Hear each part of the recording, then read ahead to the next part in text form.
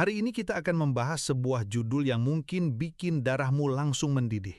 Bongkar habis 13 tunjangan gila DPR yang bikin kamu istighfar. Kenapa gila? Karena setelah kamu nonton video ini sampai habis, kamu mungkin bakal mempertanyakan lagi, sebenarnya negara ini lagi ngurusin rakyat atau lagi ngurusin segelintir pejabatnya doang? Semuanya berawal dari sebuah dongeng pengantar tidur paling mahal yang pernah diceritakan kepada 270 juta rakyat Indonesia. Dongengnya berjudul, Gaji Pokok Anggota DPR Cuma 4,2 juta sebulan. Coba kamu resapi dulu angka itu pelan-pelan. 4,2 juta rupiah. Angka ini ditetapkan lewat peraturan pemerintah dari tahun 2000 dan secara ajaib tidak pernah berubah signifikan selama lebih dari 2 dekade. Di kota besar, uang segitu mungkin cuma cukup buat bayar sewa kosan sempit, yang kalau tetangga sebelah masak Indomie, kamu bisa ikutan cium wanginya. Kedengarannya sangat merakyat, bukan? Penuh pengabdian. Tapi, di balik angka yang sengaja dipajang di etalase depan itu, ada sebuah realita busuk yang disembunyikan rapat-rapat. Kenyataannya, total pendapatan yang mendarat mulus di rekening seorang anggota dewan yang terhormat bisa melampaui 100 hingga 120 juta rupiah setiap bulannya. Gaji pokok itu hanyalah puncak dari sebuah gunung es raksasa. Di bawahnya, ada jaringan tunjangan masif yang dibiayai sepenuhnya oleh uang dari kantongmu. Sekarang, mari kita pakai kalkulator kejujuran, biar makin panas. Kita ambil contoh UMP terendah di Pulau Jawa, yaitu di Jawa Tengah, yang besarnya cuma sekitar Rp2.200.000. Tahu nggak? Pendapatan mereka itu 46 kali lipat lebih besar. Artinya, sementara kamu yang gajinya UMR harus kerja banting tulang selama 46 bulan atau hampir 4 tahun, itu semua cuma buat menyamai penghasilan 1 bulan mereka. Kamu kerja 4 tahun, mereka dapat sebulan. Adil? Oh, itu belum seberapa. Mari kita bandingkan dengan pahlawan tanpa tanda jasa yang sesungguhnya, guru honorer. Di banyak daerah, ada guru yang upahnya cuma 100.000 sampai 350.000 per bulan. Pegang kepalamu biar nggak pusing. Total pendapatan satu anggota DPR dalam sebulan itu setara dengan gaji seorang guru honorer selama 300 bulan atau 25 tahun. Sementara seorang guru mengabdi seperempat abad untuk mencerdaskan anak bangsa, mereka mendapatkannya dalam 30 hari. Fakta ini bukan lagi sekadar statistik. Ini adalah sebuah dakwaan moral terhadap prioritas alokasi anggaran negara. Jadi, dari mana datangnya jurang pemisah antara citra dan realita ini? Jawabannya ada di belasan keran ajaib bernama tunjangan. Inilah yang akan kita bongkar habis-habisan hari ini. Ini bukan untuk membenci, tapi untuk membuka mata kita lebar-lebar. Siap? Mari kita mulai tur kita ke Taman Hiburan Tunjangan DPR RI yang tiket masuknya pakai uang pajakmu. Tunjangan nomor 1, uang jajan properti 50 juta rupiah sebulan. Kita mulai dari yang paling fenomenal, yang paling bikin istighfar dan mempertanyakan arti hidup. Setiap bulan, negara mentransfer uang tunai sebesar 50 juta rupiah ke rekening pribadi masing-masing dari 580 anggota dewan. Ini bukan buat DP rumah, ini uang tunai bulanan. Kebijakan ini menggantikan sistem lama di mana mereka disediakan rumah jabatan anggota di Jakarta. Jadi, alih-alih dikasih rumah, mereka dikasih duit buat cari rumah sendiri. Kedengarannya simpel kan? Tapi disitulah letak permainannya. Sekarang mari kita bedah anomali kebijakan dari tunjangan ini, karena ini lucu sekali. Alasan resminya, katanya rumah dinas yang lama sudah tidak layak huni dan rusak parah. Kedengarannya masuk akal kan? Tapi tunggu dulu, investigasi dari Indonesia Corruption Watch, ICW, menemukan fakta yang bikin kita ngelus dada. Antara tahun 2019 hingga 2024, ada anggaran sebesar 374 miliar rupiah untuk pemeliharaan dan perbaikan rumah-rumah itu. Logika macam apa ini? Rumahnya dirawat pakai anggaran ratusan miliar, tapi dibilang bobrok biar bisa dapat duit tunai 50 juta sebulan. Ini lebih aneh dari plot sinetron Azab. Anomali kedua adalah beban finansialnya yang bikin sakit kepala. Kebijakan ini bakal menyedot anggaran negara sebesar 1,74 triliun rupiah dalam 5 tahun. Angka nolnya banyak banget, bisa buat bangun 580 sekolah dasar baru. Anomali ketiga, dan ini yang paling berbahaya, adalah mekanisme pemberiannya.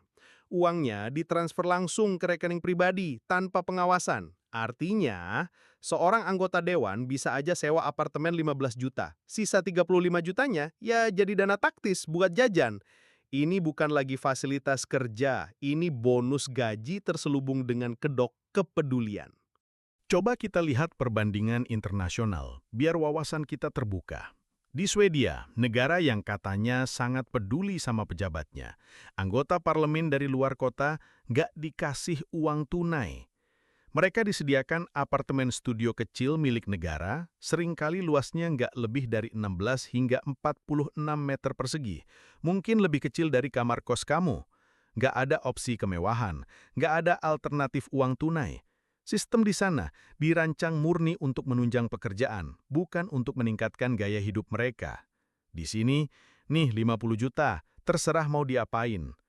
Maka, rekomendasi tindakan yang paling waras adalah kebijakan tunjangan perumahan dalam bentuk uang tunai ini harus dihapuskan segera. Kembalikan sistem penyediaan rumah jabatan. Anggaran pemeliharaan yang ratusan miliar itu jadi bukti kalau negara mampu kok merawat asetnya. Uang triliunan yang dihemat bisa dialihkan buat bangun ratusan sekolah, atau setidaknya buat benerin jalan yang rusak biar motormu nggak cepat rusak. Tunjangan nomor 2. Mesin ATM pribadi berhadiah 9 juta rupiah per hari. Setelah uang jajan properti, sekarang kita pindah ke wahana yang lebih seru, mesin ATM berjalan. Setiap kali seorang anggota DPR melakukan perjalanan dinas ke ibu kota provinsi, mereka dapat paket tunjangan harian yang terdiri dari 2 komponen utama, 5 juta rupiah sebagai uang harian dan 4 juta rupiah sebagai uang representasi, sehingga totalnya mencapai 9 juta rupiah per hari. Ini harus diulang biar meresap, 9 juta per hari.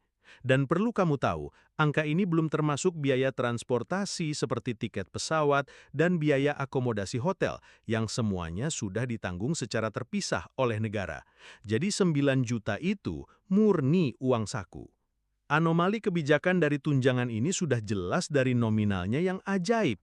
Uang harian 5 juta per hari di kota Indonesia manapun, mau kamu pakai buat makan apa biar habis segitu? Makan sate sama gerobaknya? Uang harian mereka 1 hari itu hampir 2 kali lipat UMP bulanan DKI Jakarta dan lebih dari 4 kali lipat UMP bulanan Jawa Tengah. Ini bukan lagi perjalanan dinas, ini adalah insentif yang salah, di mana sistem lebih menghargai kegiatan di luar kantor daripada pekerjaan legislasi di dalam kantor. Karena nggak ada kewajiban lapor pengeluaran real, tunjangan ini berubah menjadi bonus tunai bebas pajak. Ini adalah mesin ATM berjalan yang disponsori oleh negara. Kalau kita lakukan perbandingan internasional, sistem kita ini kelihatan seperti dari zaman batu. Negara-negara maju dan bahkan perusahaan swasta profesional sudah lama meninggalkan model uang kaget seperti ini. Mereka umumnya pakai 2 sistem yang jauh lebih adil dan transparan. Pertama, model penggantian biaya berbasis bukti atau at-cost reimbursement. Simpelnya, ada kwitansi, ada uang ganti. Tidak ada cerita nombok ataupun untung.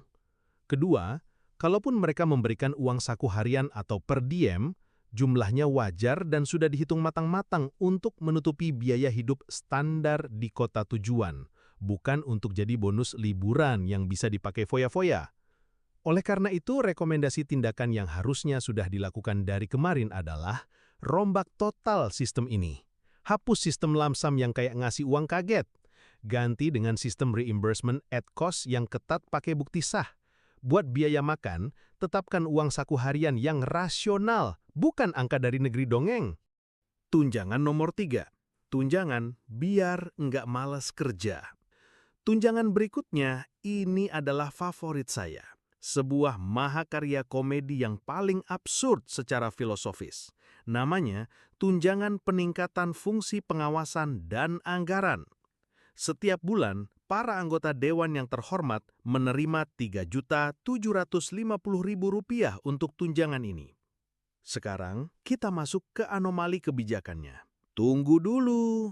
Bukannya berdasarkan undang-undang, 3 fungsi utama DPR itu memang legislasi, anggaran, dan pengawasan. Tunjangan ini secara terang-terangan membayar mereka untuk melakukan 2 dari 3 tugas fundamental mereka. Ini sama saja seperti kamu membayar seorang gaji pilot, lalu memberinya tunjangan peningkatan fungsi menerbangkan pesawat, atau memberi bonus tambahan pada seekor ikan karena sudah meningkatkan fungsi berenang. Ini menciptakan premis gila bahwa bekerja sesuai job desk adalah sebuah prestasi luar biasa yang butuh bayaran ekstra, bukan standar minimum yang seharusnya. Kalau kita lakukan perbandingan internasional, di negara-negara dengan sistem parlementer yang matang seperti Kanada atau Jerman, konsep seperti ini tidak ada sama sekali. Gaji pokok seorang legislator di sana sudah mencakup kompensasi untuk semua tugas dan fungsinya. Memberi tunjangan tambahan untuk melakukan pekerjaan utama akan dianggap sebagai lelucon. Sehingga, rekomendasi tindakan yang paling logis adalah buang tunjangan ini ke tempat sampah. Hapus seluruhnya. Fungsi pengawasan dan anggaran itu bukan pekerjaan sampingan, itu adalah mandat inti. Penghapusan tunjangan ini akan menghemat anggaran negara lebih dari 26 miliar rupiah per tahun. Tunjangan nomor 4, iuran bulanan biar tetap terhormat. Setelah dibayar ekstra biar nggak malas kerja, ternyata ada lagi lapisan kemewahan lainnya. Setiap bulan, kantong mereka ditambah lagi sebesar 5.580.000 dari pos bernama tunjangan kehormatan. Benar, kamu tidak salah baca. Ada tunjangan khusus untuk sebuah konsep abstrak bernama kehormatan. Sekarang mari kita bahas anomali kebijakannya. Muncul pertanyaan sarkas yang mendasar. Kehormatan jenis apa yang butuh biaya perawatan bulanan sebesar 5,5 juta rupiah? Apakah kehormatan bisa luntur kalau tidak disuntik dana? Ini adalah uang yang secara resmi dibayarkan untuk kehormatan, bukan untuk kerja. Ini adalah tunjangan yang diberikan hanya sebagai bentuk apresiasi atau penghargaan atas status mereka sebagai pejabat. Dalam logika pelayanan publik yang waras, kehormatan itu datang dari pengabdian dan kinerja, bukan dari transferan bulanan yang dibiayai pajak rakyat. Tunjangan ini adalah bukti paling telanjang bahwa sistem kita lebih menghargai status daripada substansi. Kalau kita lakukan perbandingan internasional, di negara seperti Swedia, konsep tunjangan kehormatan ini tidak dikenal dan akan dianggap aneh. Di sana, menjadi wakil rakyat adalah sebuah tugas dan tanggung jawab, bukan sebuah status yang perlu dihujani dengan berbagai honorarium tambahan. Maka rekomendasi tindakan yang paling logis adalah menghapuskan total tunjangan ini karena mubazir dan tidak punya justifikasi fungsional yang jelas. Kehormatan sejati tidak bisa dibeli dengan uang rakyat. Tunjangan nomor 5. Kerja 5 tahun, dapat gaji buta seumur hidup. Setelah menikmati semua kemewahan saat menjabat, sistem memberikan hadiah terakhir yang paling manis. Inilah dia, dana pensiun seumur hidup. Aturannya simpel, setiap anggota DPR berhak menerima dana pensiun yang dibayarkan oleh negara seumur hidup mereka setelah menyelesaikan masa jabatan selama 5 tahun. Besaran dana pensiun ini dihitung sebesar 60% dari gaji pokok, atau sekitar Rp2.520.000 per bulan. Meskipun nominalnya tidak fantastis, anomali kebijakan ini bukan soal jumlahnya, tapi soal prinsipnya yang sangat tidak adil. Ini adalah jaminan finansial seumur hidup sebagai imbalan atas masa kerja yang relatif sangat singkat. Kebijakan ini secara efektif menciptakan sebuah kasta pensiunan istimewa yang terpisah dari seluruh rakyat Indonesia. Coba bandingkan dengan nasibmu. Kamu dan para pekerja lainnya harus patuh ikut sistem jaminan sosial nasional, yaitu BPJS Ketenagakerjaan. Kamu harus membayar iuran selama puluhan tahun dan baru bisa menikmati manfaat pensiun setelah mencapai usia pensiun yang ditetapkan pemerintah. Mereka Bisa saja menyelesaikan masa jabatannya di usia 40 tahun dan langsung mulai menerima pensiun seumur hidup dari negara. Sementara kamu harus menunggu hingga usia 58 tahun atau lebih. Kalau kita lakukan perbandingan internasional, model Indonesia ini termasuk yang paling murah hati. Di banyak sistem lain, hak pensiun baru muncul setelah masa kerja yang lebih lama, misalnya 10 atau 15 tahun, dan dana pensiunnya baru bisa dicairkan saat mantan legislator mencapai usia pensiun normal seperti warga negara lainnya. Selain itu, tren global bergerak menuju skema iuran pasti, di mana manfaat pensiun bergantung pada jumlah iuran yang dibayarkan, bukan ditanggung 100% oleh negara. Maka rekomendasi tindakan untuk ini sangat fundamental. Hapuskan skema pensiun khusus ini. Perlakukan mereka sama seperti kita.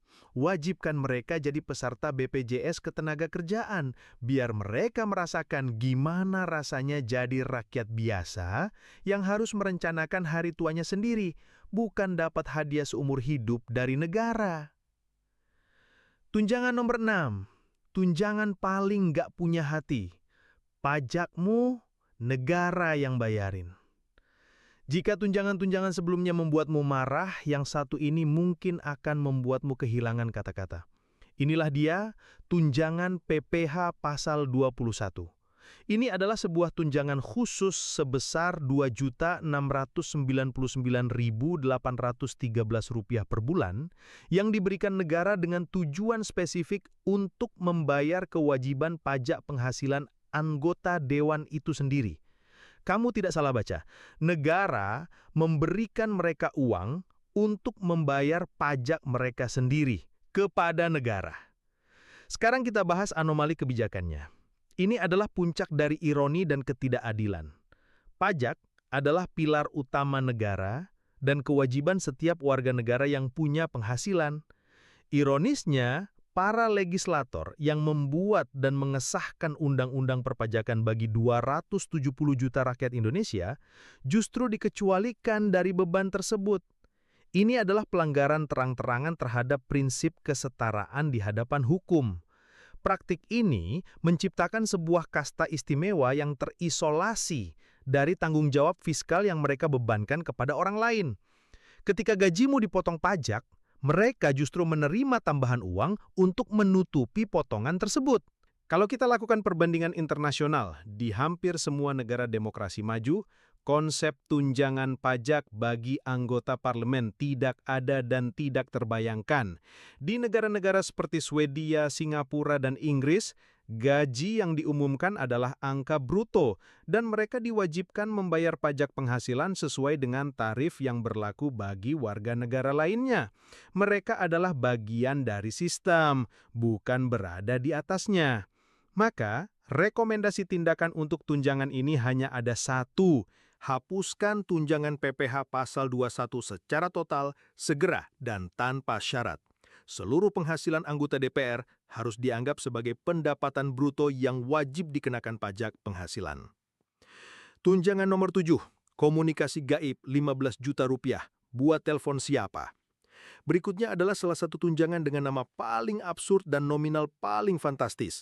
Setiap bulan mereka menerima dana segar sebesar Rp15.554.000 dari pos tunjangan komunikasi intensif. Uang ini katanya diberikan untuk memfasilitasi komunikasi mereka dengan para konstituen di daerah pemilihan. Sekarang mari kita masuk ke anomali dan rekomendasinya. Kejanggalan pertama adalah sifatnya yang tumpang tindih. Ingat, mereka juga sudah menerima bantuan langganan listrik dan telepon sebesar Rp7.700.000 setiap bulan. Jadi muncul pertanyaan sederhana. Komunikasi intensif apa yang harganya 15 juta sebulan padahal tagihan teleponnya sudah dibayari negara? Kejanggalan kedua adalah tidak adanya mekanisme pertanggungjawaban publik. Tanpa adanya pedoman yang transparan dan kewajiban pelaporan, tunjangan ini secara de facto berfungsi sebagai tambahan gaji yang tidak kena pajak dan berisiko tinggi menjadi pendapatan pribadi murni.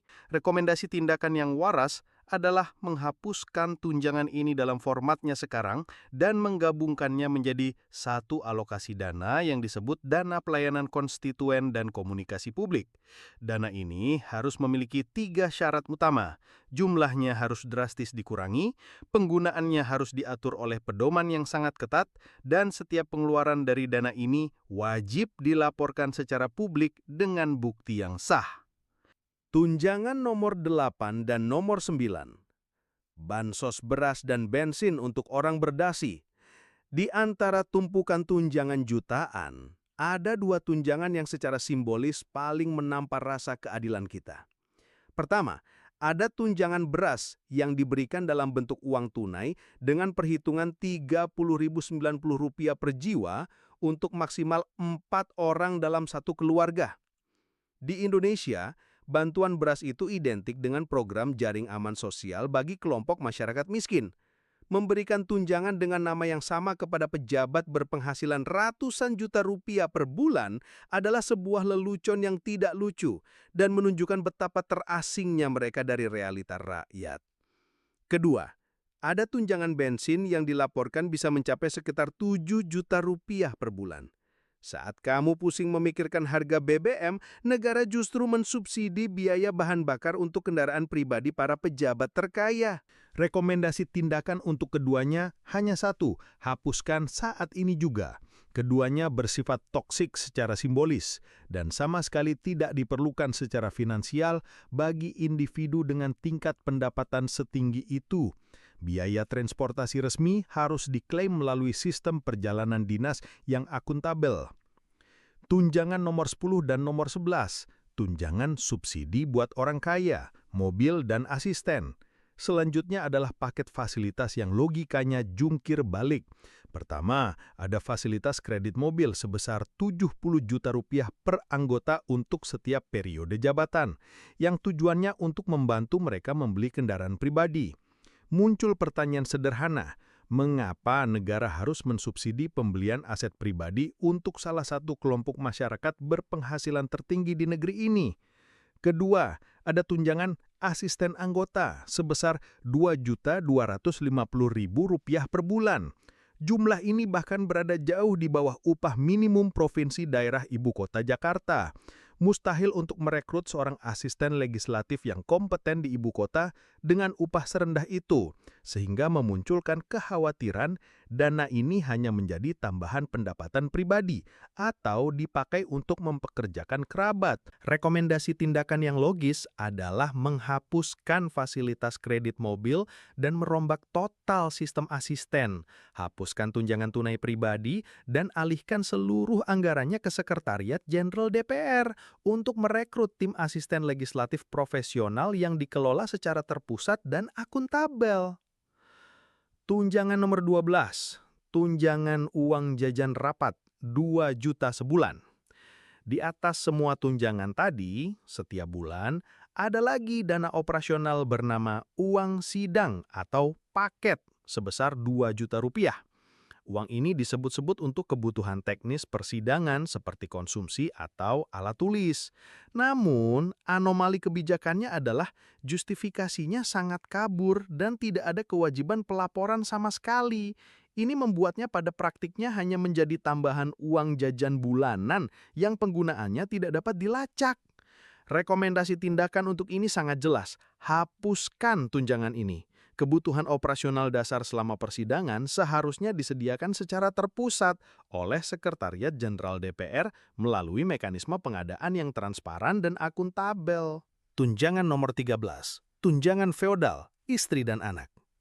Terakhir, ada tunjangan keluarga yang terdiri dari tunjangan istri atau suami sebesar 10% dari gaji pokok atau Rp420.000 dan tunjangan anak sebesar 2% dari gaji pokok per anak untuk maksimal 2 anak atau total Rp168.000. Anomali kebijakannya adalah tunjangan ini merupakan sebuah peninggalan atau relik feodal yang tidak lagi relevan. Memberikan tunjangan khusus untuk menanggung keluarga bagi pejabat dengan penghasilan ratusan juta rupiah per bulan adalah hal yang absurd. Rekomendasi tindakan untuk ini juga sama, hapuskan tunjangan keluarga. Kebutuhan keluarga seharusnya menjadi tanggung jawab pribadi, bukan dibebankan lagi pada negara, dan sudah seharusnya tercakup dalam total pendapatan mereka yang sudah sangat besar. Jadi, apa kesimpulannya setelah kita bongkar semua ini? Mitos gaji kecil DPR sudah resmi kita nyatakan wafat. Sistem kompensasi mereka saat ini bukan cuma boros, tapi cacat dari akarnya. Sistem ini dibangun di atas ketidakjujuran dan hak-hak istimewa yang menciptakan jarak yang sangat jauh dengan rakyat yang katanya mereka wakili. Struktur ini tidak mendorong pelayanan, melainkan melanggengkan mentalitas pejabat yang merasa berhak atas segalanya. Dampak nyata dari semua ini adalah sebuah potret ketidakadilan yang menyakitkan. Ingat ini baik-baik. Pendapatan tahunan satu wakil rakyat setara dengan gaji gabungan 333 guru honorer. Dan anggaran yang mereka habiskan hanya untuk tunjangan rumah dalam satu periode 5 tahun itu bisa dipakai untuk membangun 580 sekolah dasar baru. Ini bukan lagi soal angka, ini soal prioritas bangsa yang salah arah. Video ini bukan untuk bikin kamu putus asa, tapi untuk jadi panggilan agar kita semua sadar dan menuntut perubahan fundamental.